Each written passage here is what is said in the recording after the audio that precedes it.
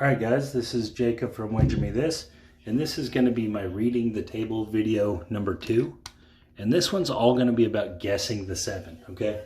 So, like in any reading, whether it's poker, whether it's this and that, it looks miraculous, right? It looks like, oh, wow, I can't believe he knew that was coming, or he knew those cards were in his hand.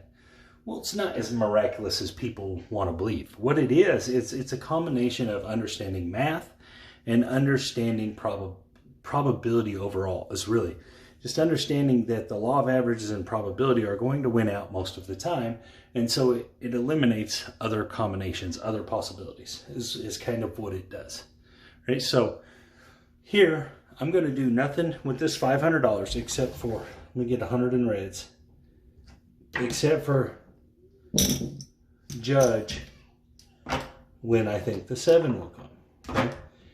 And I'm going to do a couple different ways. I'm going to do random shooters and controlled shooters. I'm going to start with the red dice.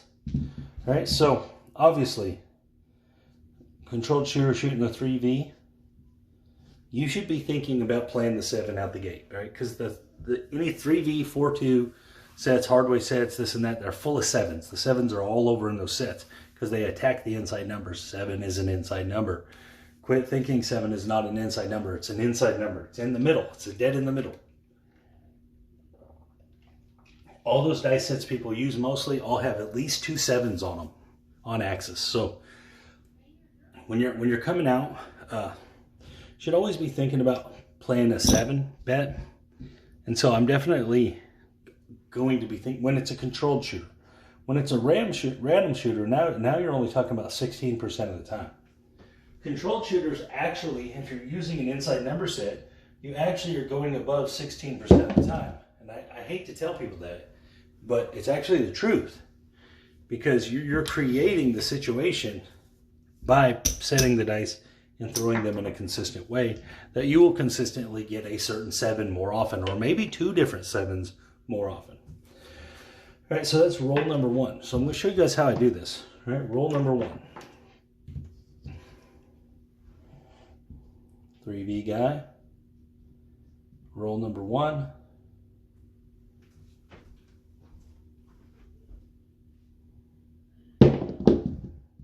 All right, roll number 2 is a 4. Really doesn't matter which ones it is. We're just thinking, okay, so the average 7 out is 6, right? So that means anything 5, 6, 7 should be your most common times to get a 7. Should be your most common times.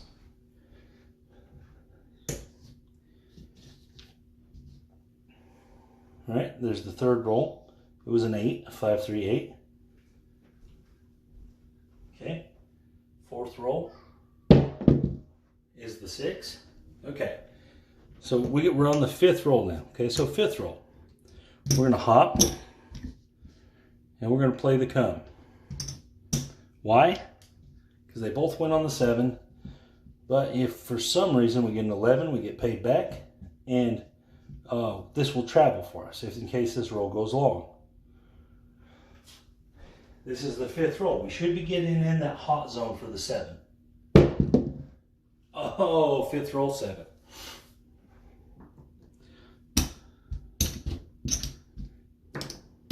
People are going to be like, oh, how did you know that? What do you mean, how did I know that? It's just math. All right. Next shooter. Let's go to a random guy. Random guy with the blue dice. Same thing, okay? On the random shooter, I'm not so keen to usually play the 7 out the gate. All right? If I'm going to play the 7 out the gate on the random shooter, I'm going to play the pass line, or I'm going to lay a bet. All right? So a lot of times out the gate, if I'm going to play 7, I just like to lay the 10. I just always choose the 10. No reasoning behind it. And they got a 9, okay? That's as far as it goes for me. I'm going to pull that off. That's one roll. So on the random shooters, I usually like to, because the controlled shooters I feel like controls you to that 5, 6, 7 spot. On the random shooter, it spreads it out a little further. So I think at the 3rd roll, you should start playing for the 7. That's roll number 2. We got a 4. My bad, after the third roll. Sorry. Not at the third roll. And we got a 6. Okay, so that's our third roll.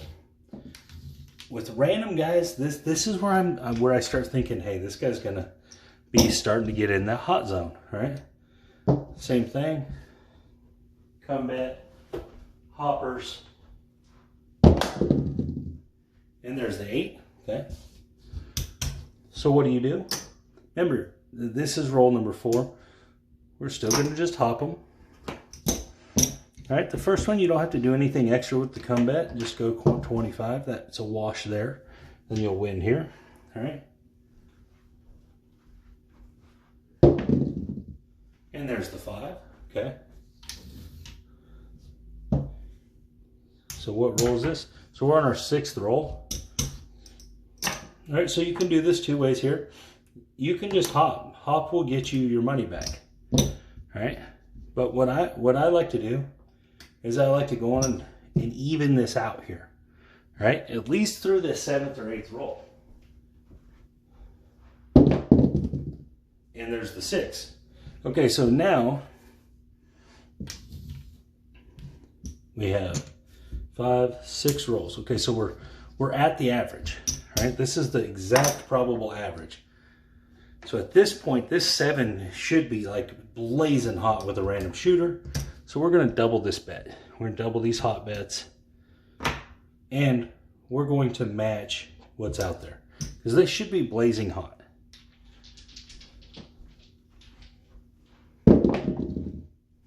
And there's the 5. Okay, 415.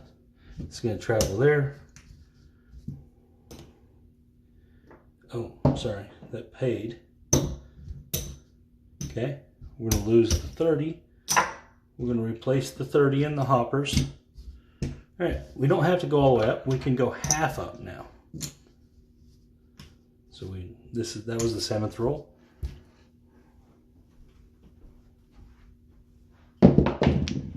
And there's our 7. Okay, so it landed on the 8th roll, which is better than the average, but it still makes sense, all right? So let me fix this. All right, so that's going to win 150 there. So we had one come at roll 5 and one come at roll 8, which is exactly on that 6-ish average. And one was a random shooter and one was a controlled shooter. All right, here we go. Remember, we started with 500 in this one, so we're up $45. And all we've done was play for the 7. All right, different dice. And let's try a hardway set shooter. Okay, hardway set shooter. Again, this is a controlled shooter. I like to play the 7 on the come out on controlled shooters. Right? Whether you hop it, whether you lay it. On the hardway set, I'm not as keen as laying the 4 and 10. What I usually like to do is lay the 5 and 9 on the hardway set, because you should roll 4s and 10s with the 2, 4, 2, 4. So I watch what the player's doing. There's a 3, okay? That's roll number 1.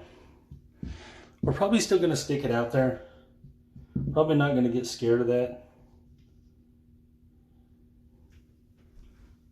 It's roll number 1. Roll number 2. So this guy's all over the place on this. That is a hard way though. Remember, we're looking at 5, 6, 7. Roll number 5, roll number 6, and roll number 7 for this guy to be really in that hot 7 range. And there's the 6. Okay, so that's what he should be rolling. 0.6.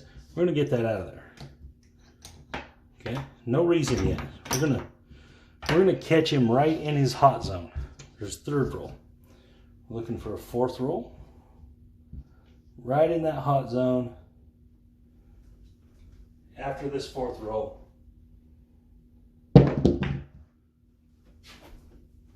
5, 3, 8. Okay. Now we're loving it. Hop them. And again, guys, all I'm showing here is how I go about reading the table. How I go about judging when the 7 should come. Am I wrong sometimes? Well, yeah, I'm wrong sometimes, absolutely. But I'm right a whole bunch of the times. And there's the 10. Okay, so this is going to travel. Again, we don't really care about that. That's just helping us in case it goes crazy. Okay, in case it goes crazy, this is roll number 6. We're going to hop. I'm going to drop a comeback. I'm going to do it right. I just go equal when I'm playing like this. If I'm just playing to guess the 7, all right, that equals out and we're here for 75. This is roll number 6. All right, there's a 5. Okay.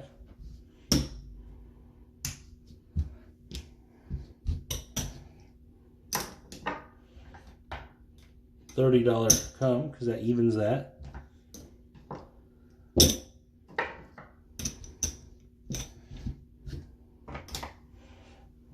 And here comes roll number 7.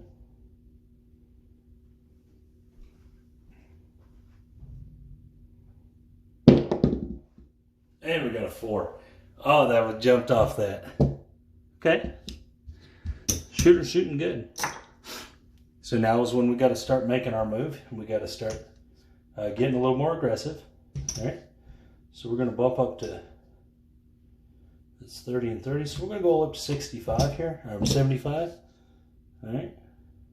4, 2, 4, 2. Because I think this is the 7th or 8th roll. Okay, this is the 8th roll. Here we go.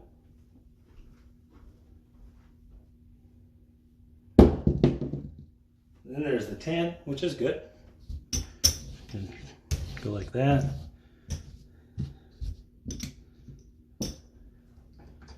I'm going to go all the way up to $100.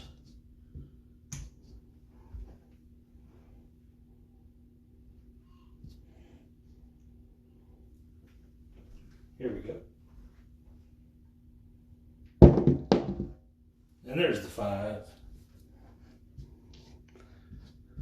So now we're in a little trouble.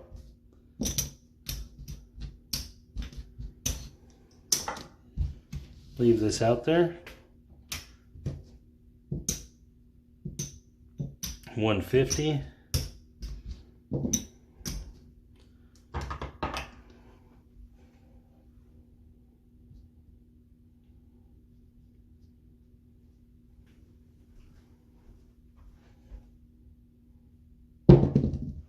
And this 7.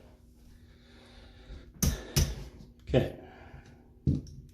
That got dicey. You don't really ever want it to get like that. That sucks when that happens. But I couldn't quit because I still want to show it work. All right, so let's do. Again, I think that was only 1, 2, 3, 4, 5, 6, 7, 8, 9. 9 rolls. It could have been 10. I might have missed one in there. But either way, the 7 was still there. Overall average, the 7 is probably landing about the 7 spot with these couple rolls we've done. And look how far up we are. 100, or 500, 600, 700, 725,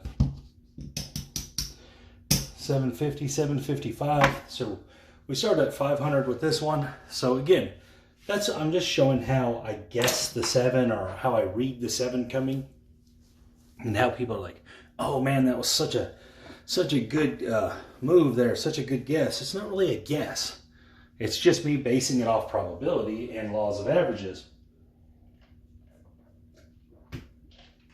And saying I know the 7 should come in this range most of the time.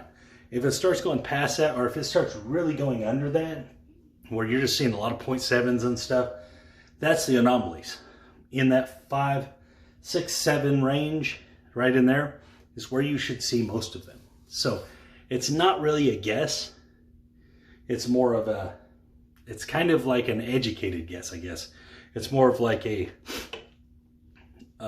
very controlled risk type situation. But anyways, guys, so this is the guessing the 7 table reading video. It's not guessing, like I said. It's just all about understanding what range these should come in. Anyways, guys, this is Jacob from Wedge Me This, and you guys have a great day.